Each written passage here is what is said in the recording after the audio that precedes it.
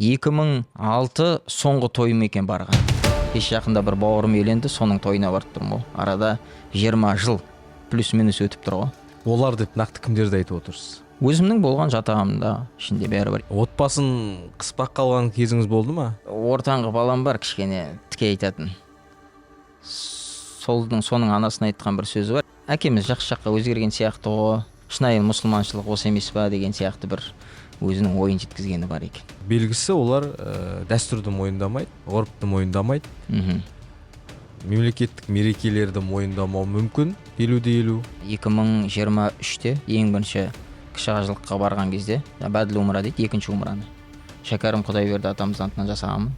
Қатты мінезіңізбен кімдерді ренжітіп алдыңыз сол кезде? Туыспен араласпау, жаңағы шақырған жерлеріне бармау, берген тамақтарын жемеу деген сияқты мәселелер бар. Өкіндіретін. Бауырымыз тозаққа кетіп бара жатыр ғой, біз оны қайтарып алайық кері деген сияқты. Негізі ислам діні жалпы қараңғылықтан нұрға шығаратын болса, мен бұрынғы болған орта негізі нұрдан қараңғылыққа итермелейді. Ассалаумағалейкум ардақты ағайын. Азаматтық бастамаларды қолдау орталығы арнайы сұхбатын ұсынады. Сіздермен бірге мен журналист Жандос Темірғали. Бүгін бізде ерекше мейман Қуаныш Әділдиев, Жәрдем Атырау қоғамдық қорының ақпараттық түсіндіру тобының мүшесі. Ассалаумағалейкум. Уалейкум ассалам. Қалыңыз қалай? Жақсы, шүкір, жақсымыз. Жаңа мен сізді ерекше мейман деп айтып өттім. Өйткені мұндай жағдайлар бізде өте сирек кездеседі. Неге десеңіз, өзінің қателігін қазіргі қоғамға сабақ етіп айтып жүретін адамдар турасында айтып отырмын. Сіз бұрын жат діни ағымның жетегінде болдыңыз.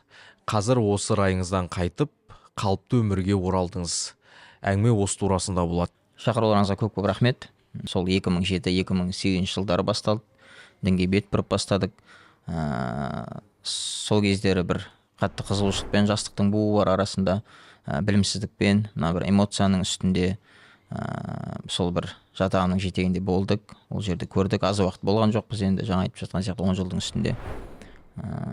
Сол білімсіздікпен мына жерде жаңағы мешіттегі біздің ол кездегі қызметкерлер, ондай бір білікті ұстаздар, мамандар болмағанның себебі ме деп те ойлаймыз кейде. Сол бір жатағының жетегіне кетіп қалған кездер болды. Бір жүректі ауыртатын кездер бар ма? Өкініштер? Иә, өкінішім бар. Әттеген-ай деген. Иә, әрине тағдыр ол болған нәрсе, бірақ әттеген-ай дейтін жер бар. Ол сол кезде мен енді ол жақтағы лозунг Құран сүннетпен жүрем деген нәрсе ғой. Сол Құран сүннетпен жүрем, яғни буквализм ғой. Сол кездерде де қанша рет пайғамбарымыздың саллаллаху алейхи ва саллям атынан жалған хадистер, сахих болмаған хадистерді айтқан жерлер. Осы жерде бір құттай өкініш болып қалады. Бұл рухани жағынан. Бірақ адам болғаннан кейін оның отбасы болады, жақындары болады деген сияқты. Иә, әрине ол жақтан да бар. Туыспен араласпау, жаңағы шақырған жерлеріне бармау, берген тамақтарын жемеу деген сияқты мәселелер бар. Өкіндіретін. Қазір Аллаға шүкір, енді тіке өзіме келіп айтпаса да, туыстарды, ағайындарды естіп жатырмын. Дұрысталған, жақсы ана деген көзқарастар айтып жатыр. Аллаға шүкір. Осыған енді толық тоқталайық. Әрқайсысына жеке-жеке.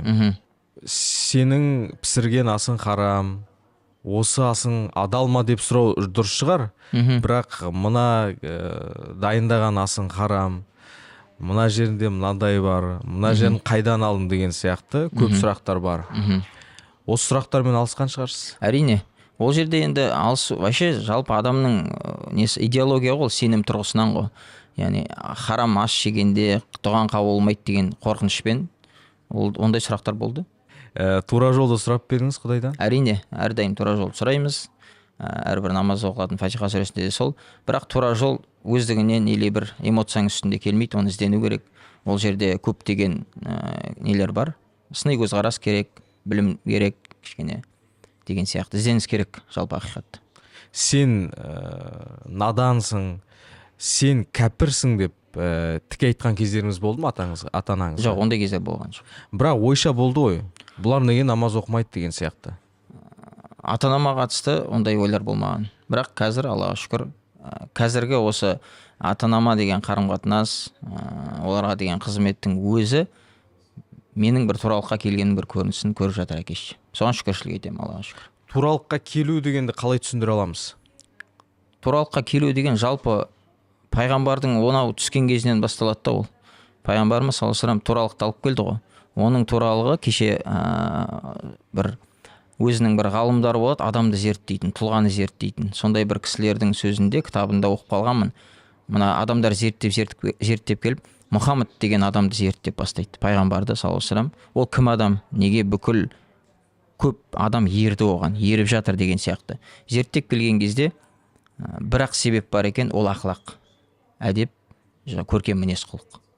Осы. Мұсылманның қорғаны көркем мінезінде дейді ғой. Әрине, осы нәрсені көріп, көп адамдардың ергенін мойындап, және де ол кісі де сол пайғамбарымыз саллаллаху алейхи вассалам артынан еріп. Ол жақта, ол ортада. Анау харам, мынау харам, жаңағы астағфирулла, мынау болмайды, аузубилля, мынау болмайды деген нәрсе адамды қатайтып жібереді екен. Жүректі қатайтып жібереді екен. Адам мінез құлқынан қатайып қалады да қоғамнан оқшалап бастайды екен. Өйткені мына нәрсе харам болып қалды, мынау харам деп оқшаланып өзімен өзі қатайып кетеді екен адам. Мен соны түсіндім. Қатты мінезіңізбен кімдерді ренжітіп алдыңыз сол кезде? Енді мынаны ренжітті деп айта алмаймын, бірақ қатты айтқан жерлер болды. Мысалы? Мысалы есімде жоқ. Енді 10 жылдың үстінде, жас кезде енді бірталай. Жастықтың буы деп ойлайсыз ғой, мұның бәрі бар аралас. Тек қана жастықтың буы емес, барлығы бар. Жаңағы діни идеология бар. Ол да басым болды, агрессия басым болды. Барлығы сол араласып шыққан дүниелер ғой. Адасқанның айыбы жоқ, үйірін тауып қайтып қосылғасын дейді. Өткенге үңілсек, мәселе көп, айтатын тақырып көп. Бірақ қалатыны сол кезде араласқан адамдар. Орта. Қарға адамды қоқысқа сүйрейді, бұлбұл орманға апарат деген сияқты. Сол 10 жыл өтіп кетті ғой енді. 10 жыл уақыт болды. 10 жыл деген аз уақыт емес, жаңа айттық. Орта бар ма әлі? Орта бар, қарым-қатынастамыз. Бар орта. Олар не дейді сізге? Олар енді өзімнің енді былай жалпылама ортам бар. Ешкім ондай маған бірдеңе келіп, бірдеңе демейді да. Бірақ кешегі мына шыққан подкасттар, видеолардың астында комментарий көп нәрсені айтып жатыр енді. Не дейді олар? Енді агрессивті жаңағы мұсылманның аузынан шығатын сөздер емес айтылып жатыр енді. Ақылға сыйымсыз да сөздер бар, агрессивті сөздер бар. Соның өзі жаңа айтып жатқан сияқты. Оларды да мен енді олардың да бойын түсінемін ғой. Кейде оларды да түсінуге тырысамын, өйткені ол жерде агрессиядан басқа тек мынау харам, мынау мынандай деген ақылақ көркем мінез айтылмағасын, адам соған қалыптасып кететін шығар деп ойлаймын. Олар деп нақты кімдерді айтып отырсыз? Өзімнің болған жатағымда ішінде бәрі бар. Енді қазір олардың кешегі айтып жатқан, енді комментарияда бәрі фейкпен жазады, мен кім екенін білмеймін. Жалпы біреуі мысалға сен матхали болғансың, сен муржит болғансың, жаңа діни недегі адасқан топтардың атауларын айтып жатыр ғой. Қайсысы қандай топтан кім не жазып жатқан білмеймін да. Бірақ жалпылама олардың өзаралар іштері бөлінеді ғой. Мен сәләфиттік жолмен жүрем, мен тек қана Құран сүннетпен жүрем деген сияқты жалған лозунгтың іші өзара бөлінеді да. Ол көп та бөлінуі. Олардың қайсысы не жазып жатқан, кімдер жазып жатқан білмеймін да. Бірақ солардың жалпылама ар жағы бір. Агрессияға келген кезде, мемлекетке келген кезде, жаңағы ханафи мазхабына келген кезде өздерінің жеккөрініштерін көрсеткісі келмесе де, қалай жасырғысы келсе де көрсетіп жатыр. Бәрібір көрсетіп жатыр. Өйткені менің қасымда мысалға жақында намазға келгендер бар. Жаңа барып сұрайды екен. Мысалға мазхаб, ханафи мазхаб өзіміздің бекіткен, мемлекет бекіткен мазхабымызды жаңа мойындамайсыңдар деп естіп жатырық деген кезде, жоқ, біз мойындаймыз деп өздері бір былай айтқан кезде маска тағып алады да, бірақ түптерінде мойындамай тұр да. Оны кешегі комментарийлер көрсетіп жатыр. Яғни бір былықтан екінші былыққа өттің деген сөз бар да. Яғни мен бұрын адасқан болсам, мен оны жасырмаймын, адастым, айтып жатырмын. Сол адасудан Алланың жәрдемімен тура жолға шыққан болсам, сол менің жаңа тура жолым ханафи мазхабқа өтуім дәстүрлі, соны уже адасу деп жатыр да. Ортасында не бар енді? Тікелей хабарласып бауырым қойсайшы дейтін сияқты әңгімелер болған жоқ па? Ондай болған жоқ, болса қуанар едім. Болса қуанатын едім. Әрине, себеп сөйлесеміз ғой, адам бауырмашылықта. Мен де алдында подкастта да айтқанмын, жаңа қарамадыңыз деп жатсыз ғой. Ол шапағаттың подкастында да айтқанмын. Мұсылманшылық, бауырмашылық болмаса да, хотя бы кәдімгі просто еркекше келуге болады да. бар адамын, әлеуметтік желіде бармын, қалада енді кішкентай атырау ғой, тауып алуға болады, сұрақтары болса келуге болады да. Оған да келмейді, бірақ фейкпен комментарий жазып отырады.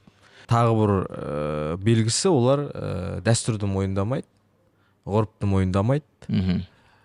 Мемлекеттік мерекелерді мойындамау мүмкін, 50-50. Сіз мойындадыңыз ба сол кезде? Жоқ, ол кезде мойындаған жоқпын. Мен вообще мына ғұрып мәселесі, салт дәстүр мәселесін қазірде оларда солай ойлап жүрген бар, мен де солай ойладым. Ол вообще діннен емес, ол бір жат нәрсе деп білдім.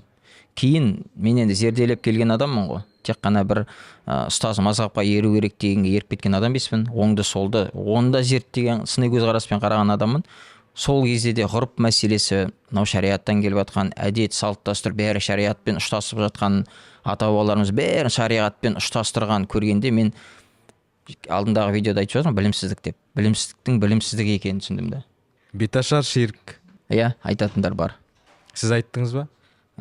Беташарды ширк деп айтқан жоқпын, бірақ 2006 соңғы тойым екен барған. Кеше жақында бір бауырым үйленді, соның тойына барып тұрмын ғой. Арада 20 жыл плюс-минус өтіп тұр ғой. 20 жылдан кейін тойға бардыңыз ба? Не өзгеріпті? Тым өзгермеген. Сол 2000 теңге, сол ұзақ тос айту болды. Басқа ештеңе жоқ. Мен бірақ өзімді айтып жатырмын. Сонша жылдан кейін барып тұрғаным. Яғни сол идеологияда жүріп, той харам, баруға болмайды деген нәрсе ғой. Сол нәрсені көріп жатыр. Отбасын қыспақ қалған кезіңіз болды ма? Жеңгеге тыйып, мыналар болмайды. Әрине. Балаларды тыйып, осылар болмайды. Әрине, енді үйдің отағасы болғасын, үйдің несі, жаңа хадисте де айтады, біз отбасымызға біз жауапты болғасын. Қалай біз қорықтық, тұзаққа түсіп кетеміз, харам істесек азап болды, бәрі бітті, діннен шығып кетеміз деген сияқты қорқыныштың бәрін әрине отбасымызға алып келген. Балдар ол кездерде кішкентай болды, қазір тек қана үлкені 15-те ғой. Балдар кішкентай, қатты балдарға не болмағанмен жолдасымызға айтатын болдық, былай дұрыс емес, былай жасайсың, былай деген сияқты. Ниқаб кигіздіңіз ба? Ниқаб кигіздік. Ниқаб мәселесі ол менің мазхабқа келмей тұрып шешіп тастаған нәрсе болды. Ол вопрос шешілді шариғаттың шеңберінде. Бұрын на эмоциях көпшілік тағып жатыр деп таққызғанбыз. Ол ақиқат. Жеке мен, басқаларын білмеймін. Мен солай таққызған екенмін. Ол кешегі 2017-де ниқаб мәселесін, жалпы әйелдің беті ауырат, ауырат емес деген мәселені зерделеп ашып қараған кезде әйелдің беті, жаңағы қолы аурет емес дегенді көріп әйеліме барып айттым. Осы жерден бастап таңдау өзіңде. Шешем десең де, шешпеймін десең де. Не деді жеңгей? Жеңгей енді ұзақ уақыттан бері тақып келген, шешем деп айта алмады.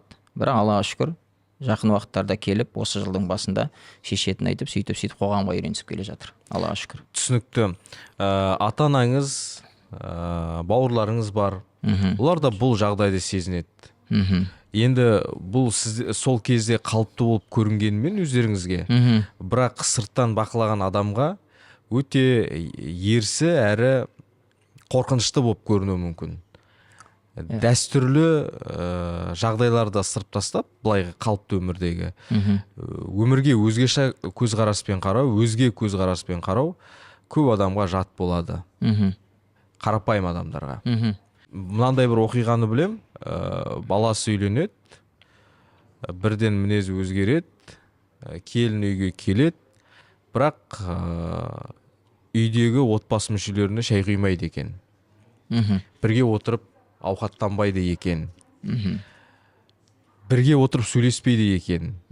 Керек десеңіз, тіпті есігін де бөлек шығарып алыпты. Бір үйде екі есік. Жаңағы үйленген жігіт өзінің әйелімен бөлек есіктен шығады. Былайғы үйдегі адамдар бөлек есіктен шығады. Талап қойылыпты. Осындай бір ұсақ түйек сияқты көрінуі мүмкін ғой бұлар. Жат діннің жетегінде жүрген адамдар үшін қалыпты жағдай. Осындай жағдайлар болды ма сізде де? Жоқ, менде ондай жағдай болған жоқ. Бірге отырып шай ішпеу? Аллаға шүкір болған жоқ. Мен осы сөзіңізді бөлейін. Енді осы өзіміздің дәстүрлі мазхабқа келгеннен бері әрине отбасымды соған жұмыстандым, соған істедім, Аллаға шүкір ол кісі де түсінді. Бірақ сол үйленгеннен бастап 2009-да алып келдім ба жолдасымды, содан бастап әке шешемнің қызметінде болды ол кісі. Осы күнге дейін қызмет қазір одан сайын күшеймесе, осы күнге дейін әке шешем қызметінде болды. Аллаға шүкір. Әке шешеңізбен арадағы махаббатты, сыйластықты ұстап қалған не нәрсе деп ойлайсыз? Көп жағдайда көпшілігі өзінің туған ата-анасынан бас тартып жатады ғой. Сендер бейнамазсыңдар, сендер кәпірлермен араласасыңдар. Бізге ондай ата-ана қажет емес. Мейрамдар тойлайсыңдар. Иә, мейрамдар, тойға барасыңдар, көп қой енді. Әрине. Мен енді ойлаймын, жаңа жолдасым болар бірден бір.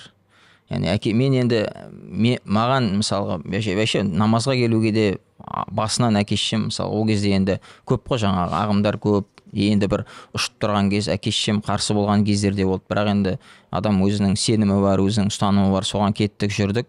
Бәлкім әке-шешем былай менің бір жүріс-тұрысыма риза болмаған шығар, кішкене ұнатпаған шығар, бірақ оның артына әйелім жауып отырды деп ойлаймын. Өйткені жаңағы енді менің әке-шешем атасы мен енесі болады ғой, келіндерімен өте жақсы қарым-қатынаста. Жауып отыру керек пе еді жалпы? Жауып отыру керек емес еді, менің просто ақымақтығым алып барған ол жерге. Бірақ жеңгейдің ақылдылығы шығар бұл жерде. Әрине, мен әрбір жерде айтамын, менің осы жерде отыруым, осы жерде жүруім, қазір Аллаға шүкір кәсіпте жүріп, құттай мына бір араб тілін білуім сол кісінің еңбегі деп білемін. Сол жолда сабыр қылған, шыдам танытқан маған. Әйелің сізден ақылдырақ болды ма сонда? Әйелім ақылдырақ болды дегенде жалпы ер адам ғой басқаратын. Дегенмен де әрбір мықты еркектің артында бір мықты әйел тұрады ғой. Осы сөзді жазып қоямыз астына. Жазып қойыңыз. Жеңгей көріп риза болсын. Кері байланыс қой бұл. Әрине. Ата-ананың жағдайын айттық, отбасының жағдайын айттық. Неше балаңыз бар қазір? Қазір енді жаңа қайтқан балдарым санамағанда 7 бала. 7 балаңыз бар, иә? Шүкірі көп балалы әке екенсіз. Балаларыңыздың шілдеханасын, бесікке салуын, тұсаукесерін жасап па едіңіз? Жоқ. Мүлдем. Ешбірін жасаған жоқ. Бірақ осы жерде кіндік шешелер, кіндік әкелері де жоқ. Осы жерде қызық сұрақ туындайды. Үйдегі ата-анамыз айтады ғой, ағайын думадан ұят. Шілдеханасы бар, бесік тойы бар. Өмірге келіп жатқан сәби, қарсы алайық, тойын жасайық деген сияқты. Енді қалай сытылып шықтыңыз осы ситуациялардан? Жалпы 2012-ден бастап әке-шешемізбен бөлек тұрдық. Біз бөлек. Бірақ айтты ғой сонда да. Иә, бірақ олар біздің үйге келіп жасамаса да өздерінің үйлеріне шақырып жасады. Бірақ сіз қатысқан жоқсыздар. Иә, жаңағы идеологияма қатысқан жоқ. Столдарын жасап бердік, жаңағы не істедік, жолдасым болды. Бірақ бір сондай бір ниетпен, шілдехана или бірдеңе тұсаукесер деген ниетпен жасаған жоқпыз. Жалпылама болды. Қазір жасайсыз? Қазір енді білмеймін, тоқтайтын шығармыз баладан. Бәрі өсіп кетті уже. Балаларыңыздың баласы болып қалады ғой ертең. Иә, ол жерде уже ол уже басқа әңгіме ғой. 10 жылда нені жоғалттыңыз? 10 жылда жоғалттым дегенде көп нәрсе жоғалттым. Соның бірден бір мына руханиятты айтпаған кезде жалпы дүниелік көп нәрселер, оқу, даму, солардың бәрін жоғалтыппын. Қазір қарап отырсам. Ана сұхбатта кеше сіз көрдім деген сұрақ қойылады, не армандадыңыз? Ештеңе армандамағанда екенмін өзім. Жалпы менің екі ой келді осыдан 2015-16 жылдары.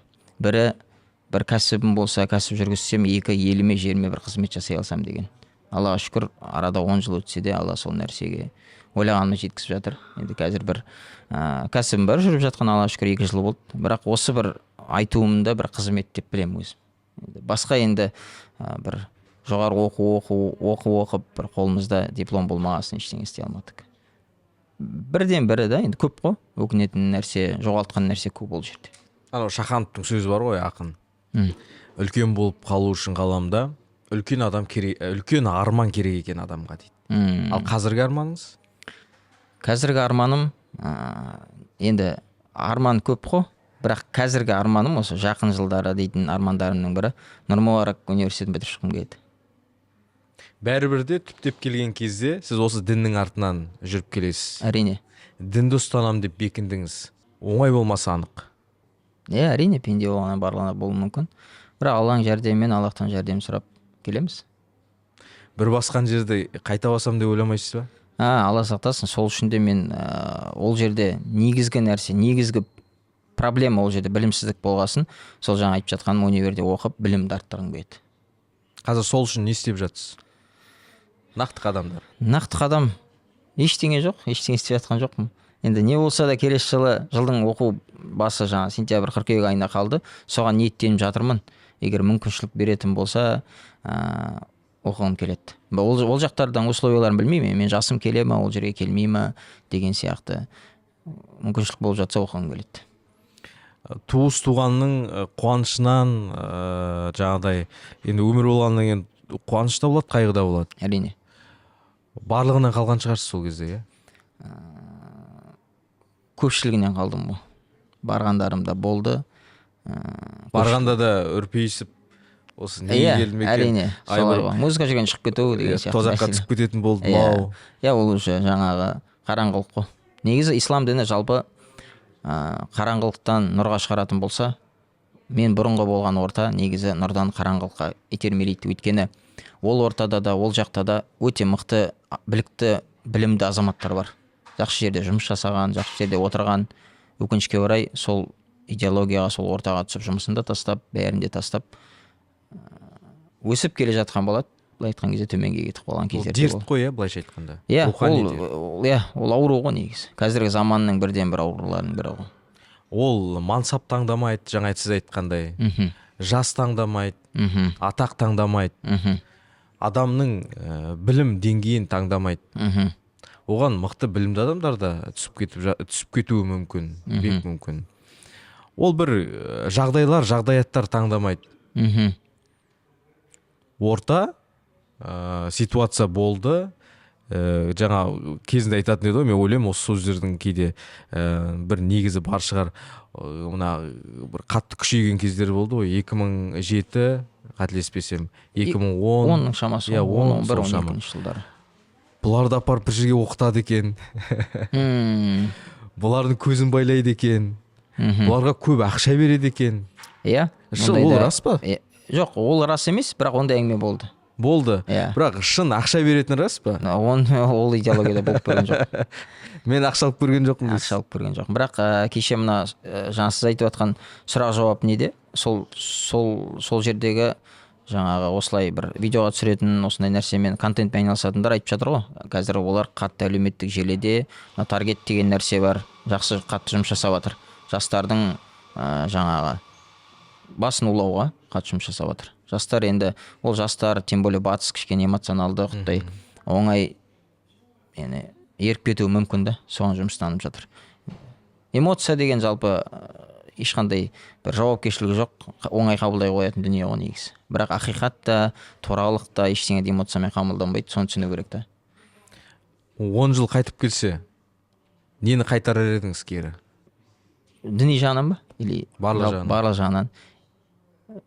Енді осы жас кезімізден 17 жастан бастап діннің айналасында жүргесін, жаңағыдай мешіттің айналасынан ілім алып, сол жақтан оқып, сол жақтан жаңағыдай үлкен қазіргі уақытта бір отырар едім деп ойлаймын, оқыған адам ретінде. Ұстаз болып отырар едім. Ұстаз да емес та, жалпылама бір қазіргі енді менің мына санамда жүрген нәрсе оқу. Соның төңірегінен шығып жатыр ғой. Сол оқитын едім, тоқитын едім деген келеді. Адамшылық жағынан? Адамшылық жағынан енді ол жерде барлығын өзгерту керек болады. Көпшілікті сол идеология, сол агрессияда кетіп қалды ғой. Көпшілік мінезім, жүріс-тұрысым, сөйлеуім көпшілігі кетіп қалды да, оның бәрін шығарып алу керек болады. Контактыңызде болар достарыңыз, әлі? Әрине. Көріп хабарласатын шығарсыздар? Қандай әңгіме болады араларыңызда? Бұлар міндеттерді айтады ғой, бауырым қайтсайшы. Жоқ, қайтсайшы дегенде, жалпы кешегі бірінші видеоларым шыққан кезде келген, хабарласқан бауырларым бар. Жаңағыдай. Енді мен ислам дінінен басқа дінге өтіп кеткен ештемем жоқ. Маған келіп жаңағыдай ислам дініне қайтшы деп айтады. Соның ішінде жүрмін. Сол мазхабқа өткенім ешкімді қозғап тұрған жоқ. Именно айналамда көзбе-көз араласатындардан. Комментарий жазып отқан кім екенін білмеймін. Сындырып жатыр ма сізді? Вообще, ондайға сынбайды. Бірақ өзінің әсерін тигізіп жатыр. Өзінің әсерін өздерінің әсерін тигізіп жатса маған емес. Өздерінің ақмақтығын, өздерінің жаңа агрессияларын мен айтып жатырмын ғой. Ол жерде агрессивті бар, агрессия бар дейтін жоқ деп айта алмайды. Өздері комментарияда бар екенін көрсетіп жатыр. Ең өткен пікір қандай болды сізге? Жалпы біреудің сөзі өтпейді екен вообще. Бірақ есте қалғаны? Есте қалғаны күлетін жағынан болмаса, бұлай есте қалатын болған жоқ. Өйткені мен де бұл жерге жас бала емеспін ғой. Осознанно келдім ғой. Ол нәрсе болатынын да білдім. Ол мен бірінші видеоларымда айтқанмын, ертең басталады. Құттай қала шулайды, группалар шулап жатыр. Маған кеше скриншоттарын жіберіп жатыр. Сондай группа ашылған білмеймін, бұрынғы группама комментарий жазумен жарысып жатыр. Мен мынандай сөз жаздым дейді, ана лайк басады, соған мәз. Қай сөз сізді күлдірді? Барлық сөз күлдіріп жатыр ғой енді. Өйткені ол жерде жоқ, жақсы дұрыс. Былай жалпылама әңгімесін жазып жатқандар да бар. Бәрін деп айтпаймын. Жалпылама әңгімесін айтып, былай деп жатқандар да бар. Бірақ енді жаңағыдай былықтан шығып екінші былыққа өтіп кеттің, жаңағы бара депутат болып кетесің деген сөздер жазып жатыр ғой енді. Көре алмай жатыр ма білмеймін, әйтеуір жазып жатыр. Бір былықтан шығып екінші былыққа өтіп кеттің. Иә, деген сөз енді ол Ханафи мазхабын мен мойындамаймын деген сөз шығып тұр жағында. Өйткені мен Ханафи мазхабына, дәстүрлі Ханафи мазхабына өттімнен басқа ештеңе айтқан жоқпын әлі. Жаңағы Абу Ханифа пайғамбар емес қой дейді. Ол да жай қарапайым біз сияқты пенде ғой деп айтады ғой олар. Айтады. Сіз де солай айттыңыз. Әрине. Қазір оқи келе тіпті бөлек дүние екенін түсіндіңіз. Көп нәрсені түсіндім. Сол бауырларым түсінсе екен деймін негізі. Олар нені түсінгенін қалайсыз? Нақты жалпы енді вообще діни сыни көзқараспен білім алып жан-жақты сараптағанын қалаймын ғой. Ол жерден табады да Алланың жәрдемімен. Бірақ менің нақты осы өзімнің мазхабқа келуім бір айтқым келеді, уақыт болса мазхабқа келуімді. Енді мазхаб деген жол ғой жаңағы мектеп. Сол мазхабқа келуім, жалпы мазхаб деген не, мен бұрын мазхабпен жүру керек емес. Құран сүннетпен жалпы мен подкаст жақсы қараймын. Подкасттарда бұрын тыңдап отырсам да Асқар Сабин деген, Қайрат Тұрманбаев деген ағаларымыз бар, көптеген ұстаздарды, теологтарды, мамандарды қарайтын едім. Бірақ олардың сөзіне келгенде кішкене естіп қалатын едім, дін нәзік мәселе дегенге. Қазір мен соны түсіндім, өте нәзік мәселе екен дін.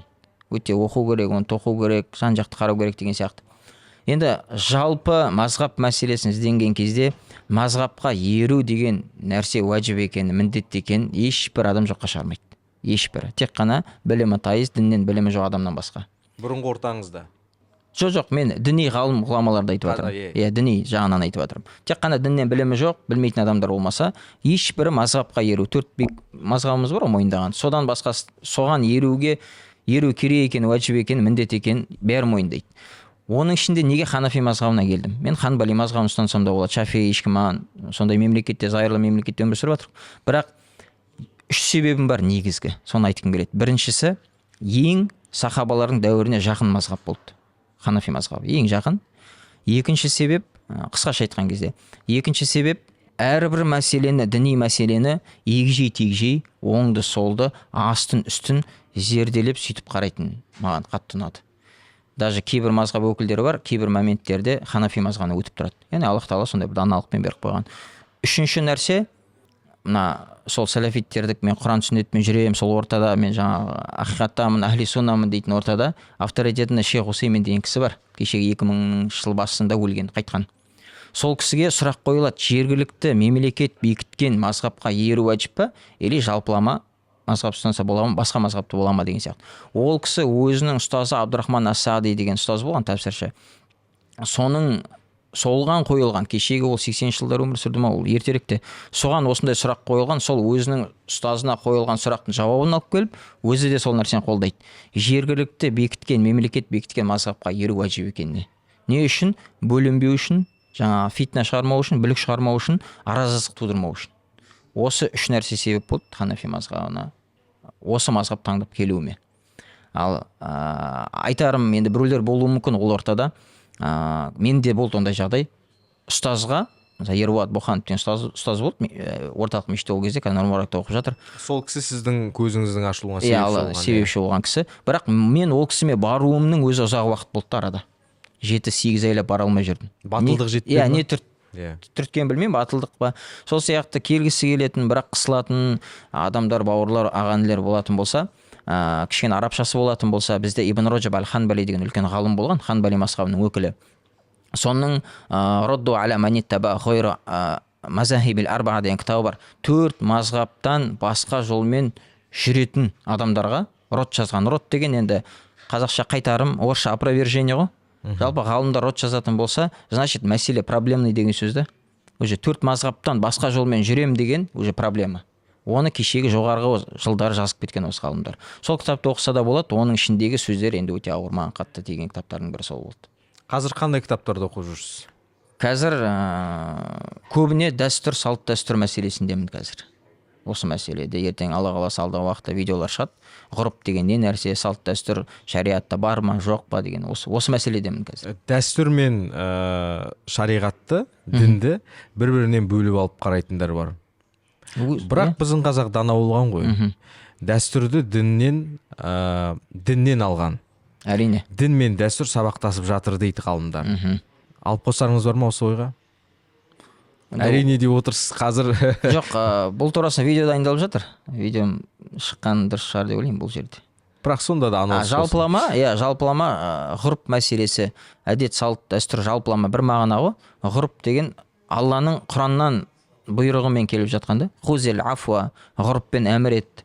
Ғалымдарымыз хадистер бар көптеген, сахабалардың сөздері бар ғұрып мәселесінде.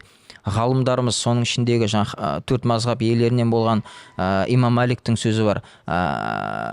Ғұрып, яғни ғұрыптың шариғатта орны бар деген сол сөзді ғалымдар астына тізбек дегенде. Ғұрыптың кейбір мәселелері бар, шариғатта келмеген, ғалымдар ғұрыптан алып үкім берген.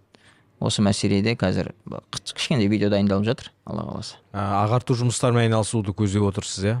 Алдағы уақытта. Бірақ мен қазіргі уақытта бұл жерге маман ретінде келіп отқан жоқпын. Тәжірибе сол ортада болған адам ретінде келіп отырмын. Алдағы уақытта маман болғым келеді осы бағытта. Бірақ ол үшін мен оқуым керек та. Жоғарғы оқу орындары деген сияқты. Білімді адам өзіне тілегенді өзгеге де тілейді.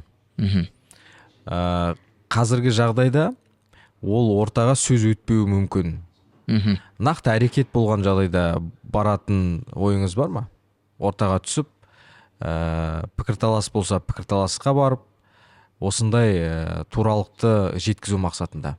Әрине, қазірдің өзінде ашықпыз, әрдайым айтамыз. Талап тастайды деп ойламайсыз ба? Қалай деп? Талап тастайды деп ойламайсыз ба?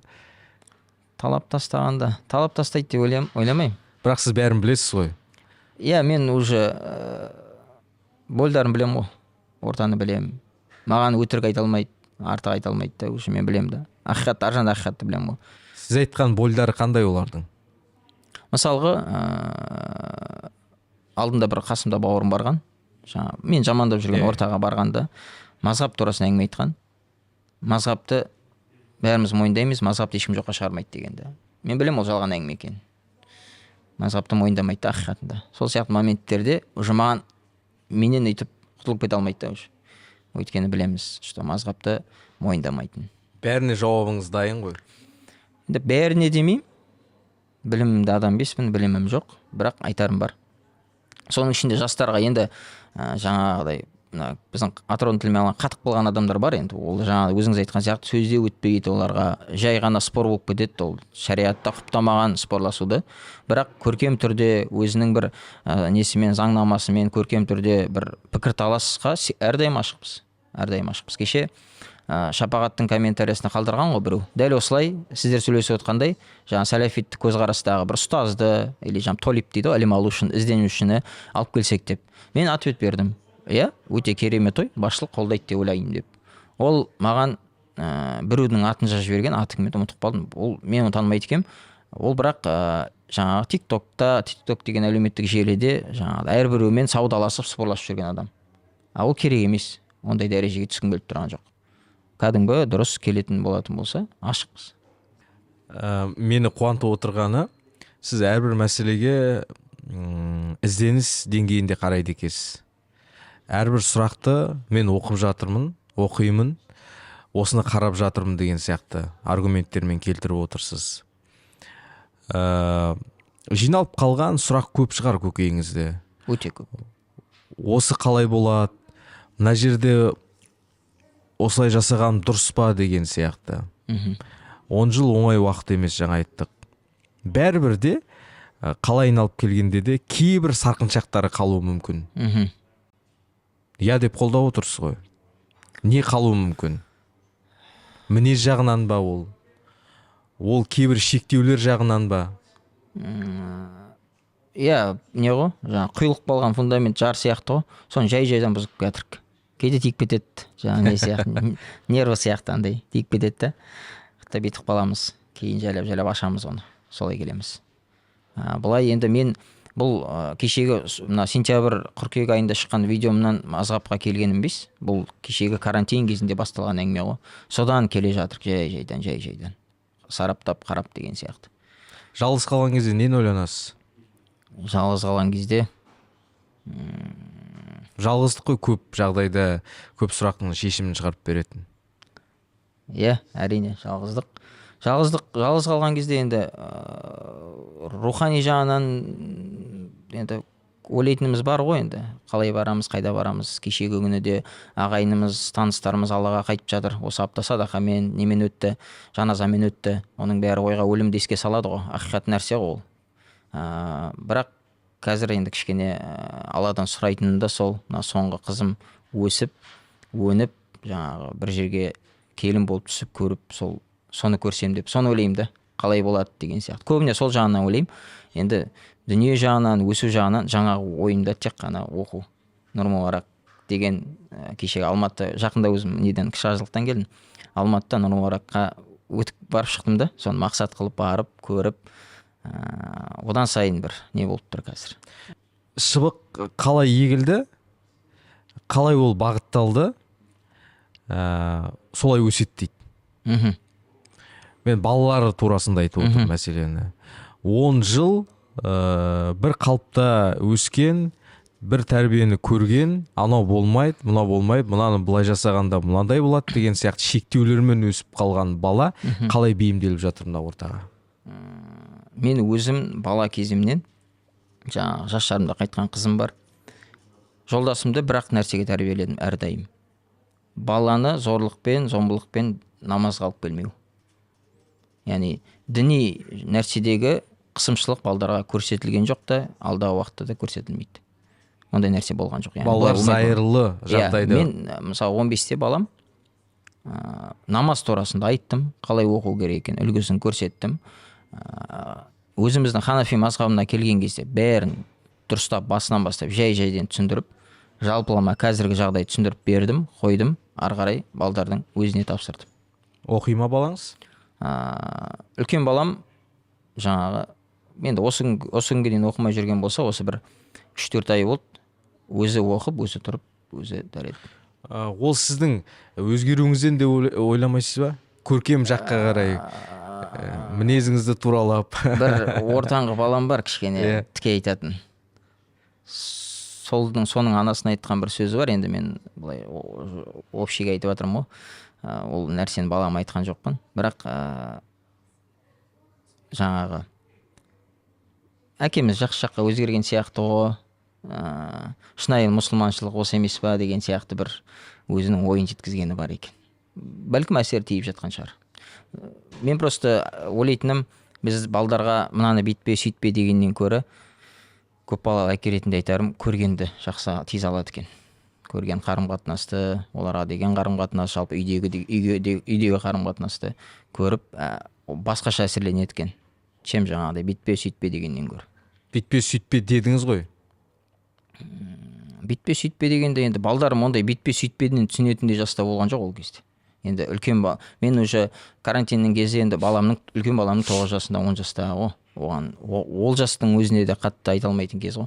Балаңыз мектептен Наурыз тойын тойлады ма?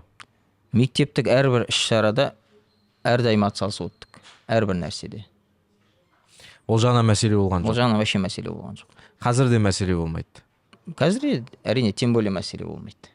Кейде бір болады ғой адам өзінің істеген күнәларына анализ жасайды, өзінің істеген бұрынғы істеріне анализ жасайды, өзінің шалыс басқан әрекеттеріне анализ жасайды. Бірақ бейтарап оны түзеуге күші жетпеуі мүмкін. Тек ойлап қана қоюы мүмкін. Осындай бір кемшілігіңіз бар ма? Ойлап қана қойып, әлі түзей алмай жүрген. Қай жағынан мен сұрақ? Ол мүмкін мінез болар. Мінез жақ, мінез енді бар ғой, ол әрдайым болады деп ойлаймын.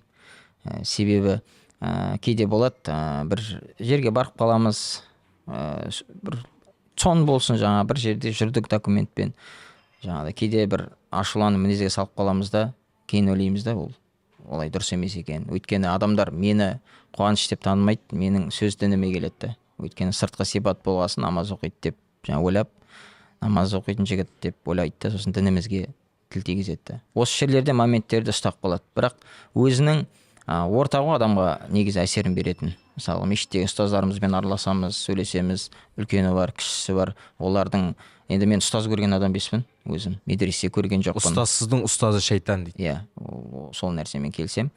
Ұстаз көрген адам емеспін, медресе көрген адам емеспін. Қазіргі бір ұстаздардың адамға деген қарым-қатынасын көріп қалған кезде, осы емес пе шынайы мұсылманшылық деп бір не істеп қаласың да. Яғни бәрібір агрессиямен, анау мынау деп дауыс көтергенмен, жұмсақтықпен, көркем мінезбен бәрібір әсері басқа екен. Соны көрем. Жаңа балаңыздың сөзіне мен кері оралғым келіп отыр. Дұрыс мұсылманшылдық деген осы емес пе деген сөзі. Бала қай кезде де анаға жақын ғой. Себебі ана қасында көбірек болады оның. Анаға сырын айтады деген сияқты. Бұл айтуына не себеп болды деп ойлайсыз? Оны енді баламнан сұрамасам білмеймін, не себеп болған. Анасы сұрамаған ол кезде. Жай ғана күлген болды, жымайған. Үлкен сөз былай қараған кезде. Жалпы ойландыратындай сөз. Ойландыратын сөз. Маған да мотивация беретін сөз. Мотивация не беріп жүр сізге соңғы кезде? Мотивация ма? Бір мінезіммен күресіп жатқаным жақсы өзіме бір беріп көрем. Не ашуландыру мүмкін? Ашуландыру мүмкін дейсіз. Не сіздің мінезіңізді тұсауламауы мүмкін? Қандай жағдайлар? Енді жалпы ашушанбыз ғой, әрбір нәрседен ашуланып кете береміз. Бірақ енді тікелей ондай бірдеңе дейтін жоқ. Жастайынан кетіп қалдық та. Енді тек мына 16-17 жас ғой, сол шама 17 жастағы сол кезде адам едім, жас бала едім. Сол кезде кетіп қалдық та, жалпы фундамент қалыптасып кетті сондай. Соны бұзып келе жатқан адамбыз ғой қазір, жай-жайдан. Қай тұсына келдіңіз? Басындамын. Әлі басындасыз? Әлі басып, потому что әлі ұстаз көрген жоқпын, жаңа айтқан сияқты. Ұстаздан алатын нәрсе көп қой негізі. Былай мешітте бір кездесіп қалып, 1-2 айда болғанымыз болмаса, бірақ ұстаз көріп, сол үшін де оқығым келеді мен. Жат ағымның 3 қауіпті тұсын айтып берсеңіз. Одан да көп шығар енді ол. 3 қауіпті тұсы дейсіз ба? 3 қауіпті тұсы. 3 деп шектемейік, жарайды. Қауіпті тұстарын айтып берсеңіз. Менің өзімнің жалпы кішкентай анализімде қауіпті тұстары ең бірінші эмоционалды әлсіздік қауіпті тұс. Өйткені мінезді тұсаулай алмау. Иә. Өйткені эмоционалды адамды әр қай жаққа болмасын бұрмалап алу өте оңайды. Сосын екінші жаңағы агрессивті тұстары өте қауіпті. Адам уже қараңғылық, агрессия кеткенде былай айтқан кезде көзі көрмей қалады ғой. Ол қоғамға да қаупі болады да. Енді әлеуметтік желінің уақыты көріп жатқан жоғымыз, көріп жатырық, сабалап баласын Құран оқытып жатыр деген сияқты. Немесе басқасы жаңа кәмелет жасқа толмаған қыздарын күйеуге беріп жатыр деген сияқты. Идеология ғой уже. Сол жерлері қауіпті деп ойлаймын. Бұл жат ағым деген болған бұған дейін де және бола да беретін сияқты. Осыны ұстанушылар бар кезде. Мен мықтымын, мен осымен күресемін, менің иммунитетім мықты деген адамның өзін сындыруы мүмкін. Өйткені адам пенде ғой. Қай кезден мүлік кетерін, қай кезден жағдайларға төтеп бере алмай қалатынын білмеуі мүмкін. Балалар өсіп келе жатыр. Қалай қорғайсыз? Олар ортаға барады ғой ертең. Оқуға барады деген сияқты. Жаңа достармен танысады, табысады. Сізде сол жастарда ағатты жасағансыз, 16-17 деген. Енді кешегі тоже бір сұхбат көрген, бас имам бар, сосын жаңа Ернар бауырымыз бар. Сол жерде айтады ғой, балаң жаңағы жат ағымға түсіп кетпесін десең, бала жаңағыдай, бала кезден діни бір негізгі информацияларды беріп қою керек шығар деп ойлаймын да. Қазір ата-аналар енді өзі бере алмайтын ата-аналар, жаңа мешіттегі бекітілген ұстаздар бар, соларға бір дәрістерге жіберіп кішкене бір фундамент беріп қойса деп ойлаймын. Енді қолдан келгенін бердік, бала шағамызға айтып жатырық, Аллаға шүкір. Енді қалғанын енді жаңағыдай балам, маған да әке шешем намаз оқуға қарсы болғанда мен ол нәрсені істедім. Сол сияқты Алла сақтасын, балам да бір нәрсеге түсіп кететін болса, мен қанша жерден қарсы болатын болсам да ол істейді бәрібір деген сияқты. Бірақ қолдан келгенше түсініп жатқан нәрсеміз, мен бұрын ойлайтын едім, баламды анда оқуға жіберемін, анда оқуға жіберемін деп. Не болса да көз алдымда қалдырғым келіп отыр балдарымды. Не болса да көз алдыңызда жүрсін, не болса да бақылап отырайын. Иә, қолдан келгенше ғой енді. Жүрегіңізде бәрі алаң бар, иә? Уайым бар. Әрине, уайым болады. Уайым, мен Ханафи мазхабына өтіп те ешкімге ештеңе айтпай да жүре бере аламын. Менің келуім, айтуым, осы нәрсені айтам деуіме де себеп болған осы нәрсе. Өйткені жастарды көріп жатырық, жатағымға түсіп кетіп жатқан, жылап жатқан аналарды көріп жатырық. Жаңа қызметте жүрген ағаларымыз айтып жатады, күнде бір ата-ана келеді, жылайды, бала осындай болып кетіп жатқан. Ол уақыт маған да келеді, менің де балам өсіп келе жатыр деген сияқты ғой. Сол бір қатық болған, сол ортада қатық болған адамдарға бір үлесім тимесе де, ендігі дінге қызығушылық танытып келе жатқан жастарға бір айтарым болсын деген ниетпен келдім. Осы сұхбаттан кейін де астында неше түрлі пікірлер туындауы мүмкін. Жақсысы бар, жаманы бар. Ақылға қонысы бар, және шектен шыққаны бар. Осы бастан жауабын дайындап қояйық, не айтасыз оларға? Жаза берсін, контентті көбейте берсін. Сіздер жазған сайын бізге пайдалы дейсіз. Әрине, оны енді Инстаграм жүргізетін адам біледі. Жаза берсін, әрбір адам пікірін жазуға құқылы ғой, әрине. Бірақ енді бір нәрсені түсіну керек болған ол адамдар бір нәрсені түсіну керек. Сіздер түсініңіздер, ар жағында сөз фейк болып отырған сізге емес, сіздің ұстанымыңызбен, сіздің ұстаным жүрген дініңізге сөз келеді. Адамдар соны сөгеді уже. Енді фейк аккаунт кімді сөгеміз? Сосын біз айтамыз уже, міне агрессия деген осы. Сол үшін кішкене жалпы енді логикалық даже логический дейді ғой. Логический мышлениеде қатты жұмыс жасамай тұр ғой енді. Енді мен олардың түсініктерінде мен адасқан өзімде де айтып жатырмын ғой, бірақ енді олар неше түрлісін жауып жатыр ғой, анау болды, мынау болды. Жақсы, олардың түсінігінде адасқан болсам, енді сендер мазхабты мойындап отырған болсаңдар, мен мазхабқа келіп отырған жоқпын бұл туралыққа. Неге керісінше, о бауырымыз туралыққа келді деп жазбасқа. Кейде логикаларында түсінбей қаламын енді. Адасқандарға не айтасыз? Адасқандарға енді айтудан шаршамаймыз. Алдында да айтқанмын. Ең бірінші сыни көзқарас. Осы нәрсені жоғалтып алмау керек. Өйткені менің осы дәстүрлі өзіміздің Ханафи мазхабымызға келуге себеп болған бірақ қана сөз. Мешітте отырған ұстаздың құптан намазына барғанбыз. Алда бір 10-15 минут дәрістері болады ғой. Сол колонкадан шыққан бірақ сөз мені ойландырды. Осы орталық мешіттен Нұрсаяға барғанша ойландырып, сол түні мені сол ой мазалады. Біздің айтып жүргеніміз ол кісілерге жалама деген сияқты. Осымен түртіп ары қарай қазылап осы жолға келдік. Ізденіп. Бір кездері харам санаған нәрселердің шын мәнінде күнә емес екенін түсінген кезде не сезіндіңіз? Өмірге жаңа келгендей болған шығарсыз, иә? Иә, наданның надан екенін сезіндім. Ең бірінші сезінгенім ешқандай да білімнің жоқ екенін, соншалықты надан болғанымыз ба деген сезіндім. Ғұрып деген мәселе жалпы айтайды. Мен түсінгенім, кеше оқып жатырмын ғой, нулевой класс қой, нулевой бірінші класс. Біз қалай университетке секіріп кеттік деген ой келетін еді маған. Қалай мынаның бәріне өтіп кеттік? Мазхаб деген еңбектер жазып тастаған адамдар барлығы мойындап отқан нәрсені қалай мойындамай өтіп кеттік? Yani соған соншалықты күш болып тұр ғой деймін де. Итеріп, ығысы өтіп кететіндей. Соны көріп жатырмын қазір.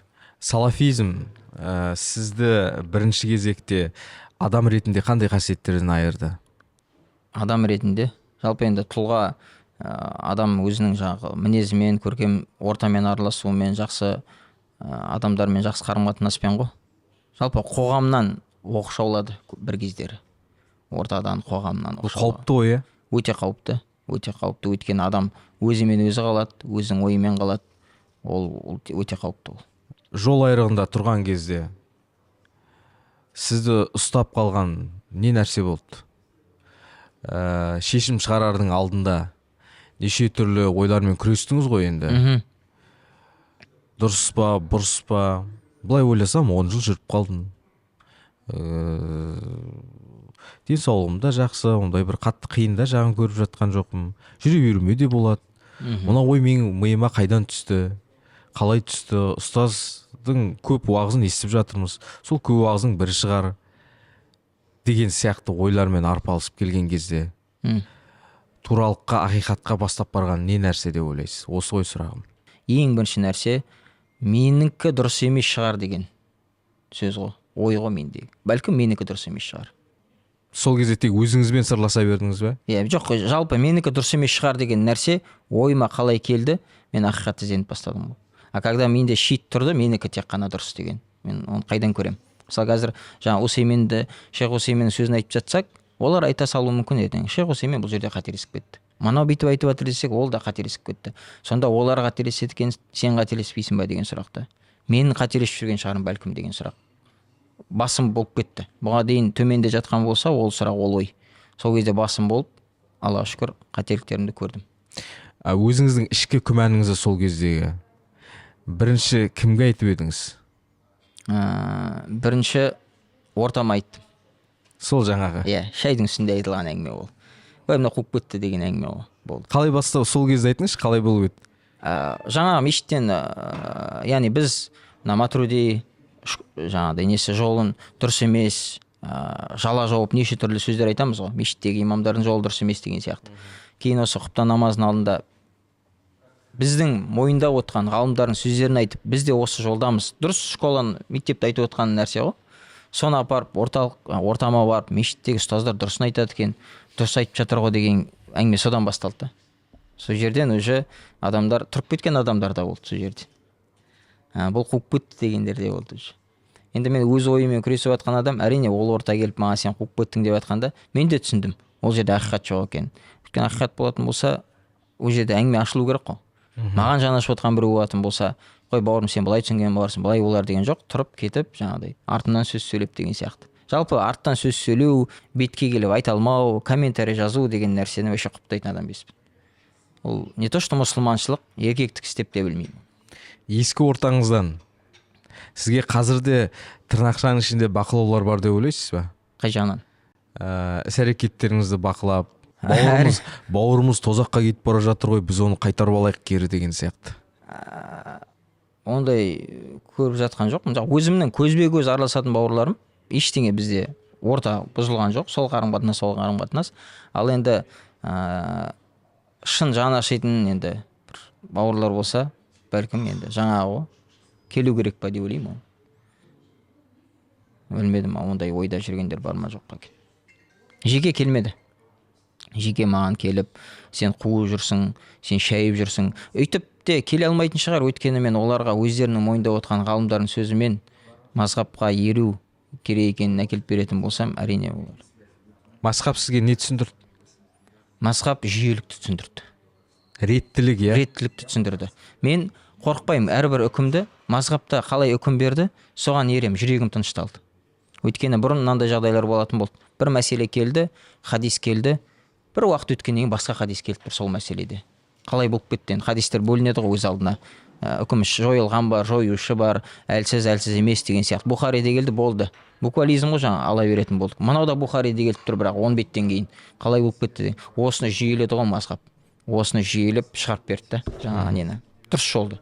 Үкімі осы деген сияқты мәселе. Соны үйретті маған мазхаб. Әлі де үйреніп жатсыз, иә? Әрине, үйрет деген жоқ, үйреніп жатыр қоя. Үйренетін нәрсе көп әлі. Қазір бұрынғы өзіңізбен кездессеңіз не айтар едіңіз? Қума кері қайт дейсіз ба? Атырау тілімен солай. Не шайып жүрдің деген айтар едім. Өзім кездесетін болсам. Соны айтар едім. Рухани жағынан кездесіп те жүрген шығарсыз? Рухани жағынан ба? Рухани жағынан жоқ, кездеспеппін. Өйткені мен мазхабқа бір эмоцияның үстінде жай бір ұстаз айтты деп келе салғаным жоқ. Зерделеп келіп, точкасын қойып, өзім осыны қабылдаймын, осы жол деп түсіндім да. Өзгеріс жасаған соң ең бірінші жеңілдік қай тұста сезілді? Жүрегім жаңағы неде тынышталды. Жаңағы әрбір өзімнің оқып жүрген ғалымдарым, жаңағыдай кітаптарда бір ғалымдар атын кезіп қойды. Әрбіреуінің сол мазхабта болғаны, мазхабта жүргені. Значит, мен мазхабқа келуім дұрыс деген нәрсе жүрекке тыныштық берді. Жалпы салафизм туралы айтып жатырмыз ғой. Салафизм туралы қоғам білмейтін, бірақ іште жүрген адам жақсы түсінетін ең ауыр шындық не? Ауыр шындық дейсіз ба? Ішкі кухня ғой.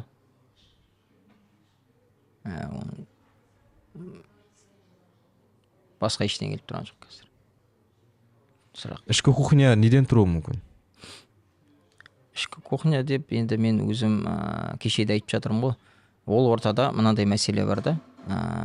Бір оқыған, оқып келген адамға сұрақпен бару деген ол жерде проблемный мәселе. Немесе бір оқып келген адамды бір шайға шақыру проблемный мәселе. Ол кісіге отчет берілу керек, кім болатынын айтылу керек. Өзіміз пространство жаңағыдай шектен келген адам жоқ, бәрі өзіміз деген сияқты бір отчеттар берілу керек деген сияқты ғой.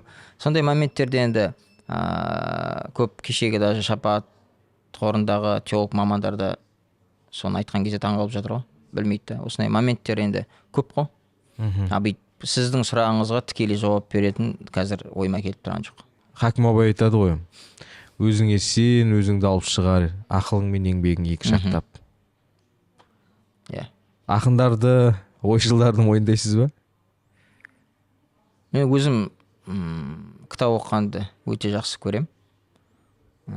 Кітап оқып жүріп, ол кісілерде нем болған жоқ. Мен осы 2023-те ең бірінші кіші қажылыққа барған кезде, Бәділ умра дейді, екінші умраны Шәкәрім Құдайберді атамыздың атынан жасағанмын, ең бірінші жасағаным. Бұрын Шәкәрім Абай дегенде ой аузбилля дейтіндер ығыстырып тастайтын болды. Кейін қарап отыратын болсақ, қаншама Аллах даналық беріп қойған. Қанша енді көрмеген адам, бірақ Аллах жүрекке ол кісіге деген махаббат салып қойды. Кейін олардың кітаптары жақсы шығып жатыр ғой баспаға. Барлығын енді үзбей оқып жатырық десек болады. Шыққан әйтеуір көріп қалсақ тек оқимыз. Сіздің жаныңызда ұзақ жылдар бойы сақталып, айтылмай қалған ең ауыр сөздер қандай болды? Қазір енді анализ жасап жатқан шығарсыз. Қай жағынан? Біреуге қарым-қатынас жағынан болуы мүмкін, немесе өзіңізге арналуы мүмкін. Жалпы мен сұрақты дұрыс түсініп тұрған болсам, іште ұстайтын адам беспін. Мені солай білет, танитындар қалады, сөйтіп таниды. Айтатын нәрсемді айтқым келіп тұрған адамға барып айтам. Ондай нәрсе жоқ. Жалпы мазхаб ұстану өте жеңіл да. Мазхабта берген үкімдер бар. Ханафи мазхаб үкімі бойынша осылай болды. Жүрегім тынышталды деген сияқты. Бұрын проблема болатын болды, бұрын жаңағыдай. Бір мәселе келеді, оған тағы екінші мәселе келеді, оған үшінші хадис келеді деген сияқты. Қайсысы жалған хадис, қайсысының пайғамбар артынан жалған сөйлеп жатыр, қайсысы ақиқат екенін білмей қалатын кездер болатын болды. Мазхабта сол үшін керек, егжей-тегжейлеп берген үшін. Сұрақтар болады, кейде бір мәселелер болып қалады. Енді етіміз 10 жылдан бері үйреніп кеткен мәселелер бар, кішкене қап деп қалатын жерлер болады. Ай, бұл жерде болса ғой деген сияқты. Мысалы, нәскиге майсық қылу. Кейде нәпсіге жақып кетеді, жақпай қалады. Ханафи мазхабында жұқа нәскиге болмайды ғой. Фиқх үкімінде келтірген дәлелдері бар. Жалпы қай бір мазхабта да болмайды ол, негізі 4 мазхабта да. Мен өзіміздің өткен мазхабта айтып жатқаным. Бұрын енді тек хадис келді деп тарта беретін болдық. Жұқа нәски ма, ол слиди ма, ар жағы көрініп отыр ма, тарта береміз да. Кейде тартқым келді. Сондай моменттер болады, мойындаймын. Сосын шешіп жуасың. Бұл да бір нәпсіні сындыру ғой, Әрине, кейде бағынбай тұрады нәпсі негізі. Қалыңдауға чуть-чуть нәски деген сияқты әңгіме айтып тұрады да маған. Бұл жанның күресі, бұл рухтың күресі, бұл ішкі қарсыластықтардың күресі. Әрине, жүрек сөйлеген кезде көзден жас шығады. Қайтқан кезде кеткен жылдар бар, қаншама есепсіз. Аяқсыз қалған байланыстар бар. Ана туыстың қуанышына бара алмай қалған кезіңіз бар. Біреу қайтса бара алмай, бас сүйе алмай қалған кезіңіз бар. Тіпті жақындарыңыз қайтқан кезде де бара алмай, осы күнә ғой деп кездеріңіз болған шығар. Әрине. Бәрін түсінген кезде. Бірақ анау айтады ғой, жалпақтан пойыз өтіп кетті. Түсінген кезде бір еріксіз қалып Құдаймен сырласып жылаған кездеріңіз болды ма? Енді жеке Құдаймен қарым қатынасым бол өзімнің. Әрине болады. Бірақ қазір бір туыс, ағайын туыс, жаңа өзіңіз айтқан сияқты постоянно қуаныш бола бермейді, қайғы да болады деген сияқты. Сол бір қайғыны естіп жатсақ, қуаныш естіп жатсақ та барып бір бәлкім шауып тұратынымда кешегі өткендерді бір толтыруыма деп ойлаймын да ішімнен. Құттай болса да бір. Бірақ енді өткен нәрсе өтті ғой. Жарайды, өткен нәрсені қазбаламайық. Айтатындай айттық. Бәрін сұрадық деп ойлаймын. Айтылмайған нәрсе бар ма өткеннен? Өткеннен айтылмай алған нәрселер бар да, болады да, бола береді. Өйткені ол әрбір сұхбаттан мен анализ жасаймын, содан шығатын кейбір мәселелер бар. Нақты нені айта алмай қалдық?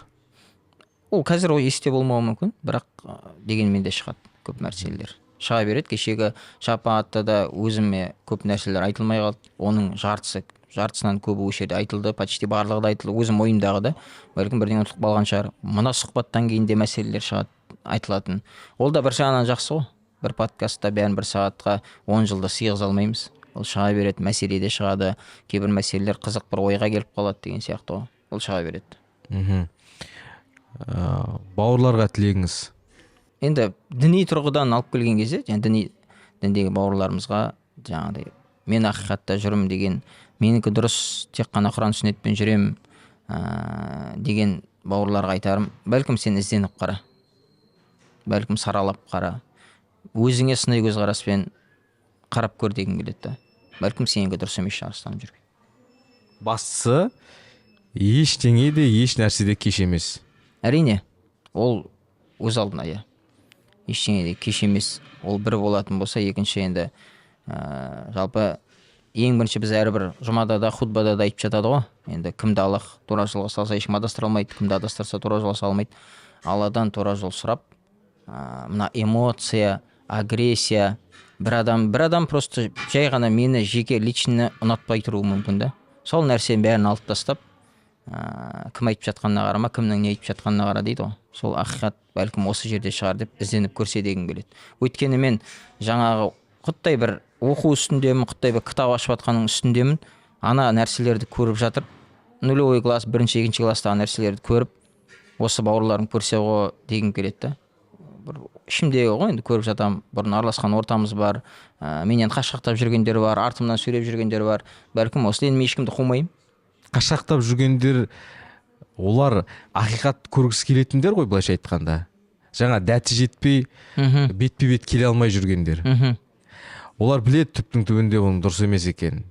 Жалпы осы жолда жүргендер өзімен өз қалған кезде мен түсінігімде білетін сияқты, осы дұрыс емес сияқты деген ой болатын сияқты. Менде болды жеке. Біреулердің ойын білмеймін да, менде болды. Сол нәрседе бәлкім жоқ, менікі 100% дұрыс деп жоғалып кетпегенде де кейде шүкіршілік етемін. Өйткені 100% жоғалып кететін болса, бәлкім мен қазір бұл жерде бармын ба жоқпын ба. Менікі де дұрыс емес шығар деген нәрсе мені мазалайтын болды. Аллаға шүкір, әйтеуір қанша ұзақ уақыт өтсе де тапқаныма. Жақсы, Құдай зейініңізді ашсын. Әмин. Алла тілеген тілектеріңізді қабыл етсін. Әмин, рахмет. Бұл өмір ғой. Кім қателеспей жатыр? Жалпы өмірде қателесуге рұқсат дейді. Бірақ уақытында есіңді жию ләзім. Аллаға шүкір. Есімізді жиғызған. Иә, сіз түнектен нұрға қарай шықтыңыз деп ойлаймын, есептеймін. Осы ғұмырыңыздың соңына дейін болсын. Әмин, рахмет. Сіз айтқан сөздер осы мұқтаж жандарға жетсе екен деген тілек қана. Иншалла. Ұғынып, әттеген-ай осы дұрыс емес екен ғой. Тіпті бүкіл өмірін осы жат ағымға арнап жүрген кісілер бар. Ақиқатты білмей өмірден өтіп кеткендер бар. Әлі адасып жүргендер бар. Солар ақиқатты көрсін. Бұл жақта да дұрыс өмір бар екенін көрсін деген мақсат. Әрине. Мақсатымыз бір. Сіздерге де рахмет. Осылай шақырып, уақыттарыңызды бөліп. Мен енді осы жолға айтам деп келгесін. Мен әрине уақыт арнаймын оған. Уақыт бөлем. Сіздерге де көп рахмет. мүмкіншілік беріп жатқан. Өйткені мен бірақ өзімнің инстаграммен бір-екі статусыммен ешкімге ештеңе жеткізе алмаймын. Осындай сұхбаттар болмаса, осындай желілер болмаса, осындай нәрселер болмайтын болса, ол бәлкім жалғыздың үні шықпайды дейді ғой.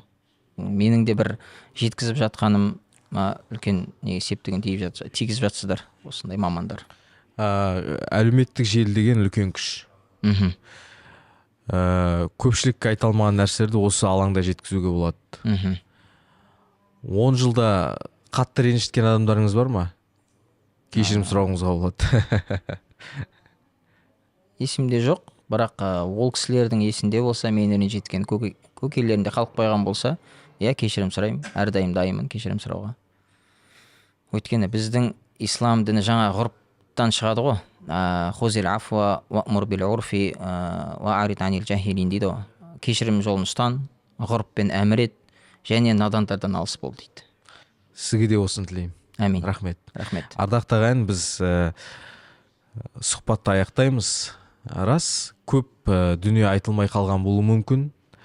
Егер сұрақтарыңыз болса, осы төмендегі коммент бөліміне жазыңыз. Мүмкін біз екінші бөлімді жасап қалуымыз. Аман болыңыздар. Рахмет.